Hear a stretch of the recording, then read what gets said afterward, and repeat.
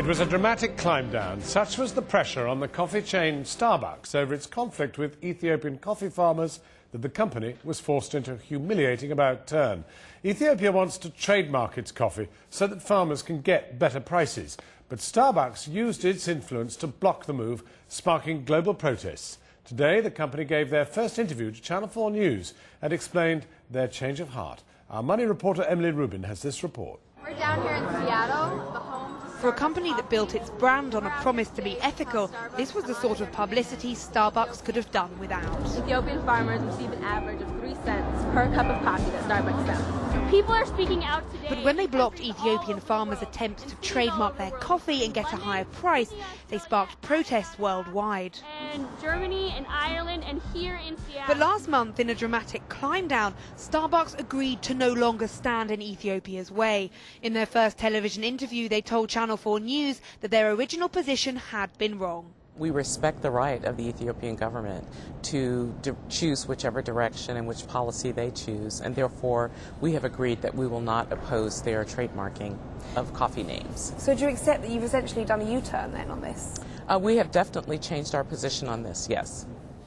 Despite the huge growth in coffee consumption, farmers get paid proportionally less per cup today than they did 20 years ago. Ethiopia's government says trademarking coffee is a way developing countries can get a fair price for their products in a globalized economy.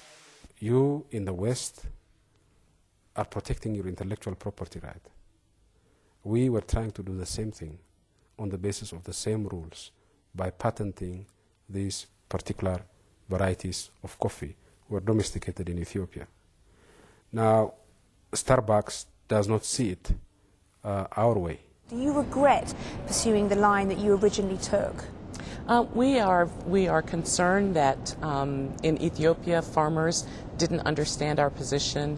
We've learned some lessons.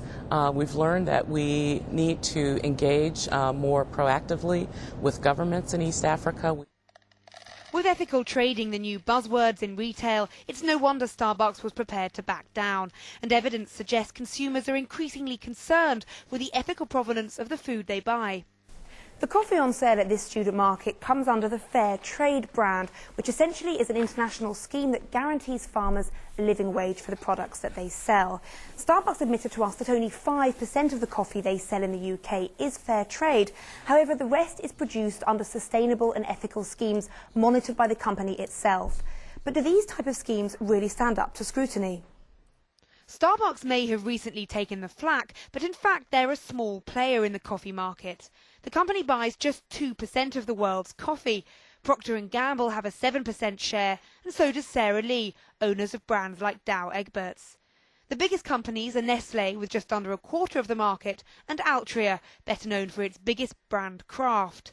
These big players sell hardly any fair trade coffee at all. Kraft and Sara Lee sell none, choosing instead other certified schemes, while just 0.02% of Nestlé's coffee is fair trade. Starbucks, on the other hand, manage a relatively healthy 5%.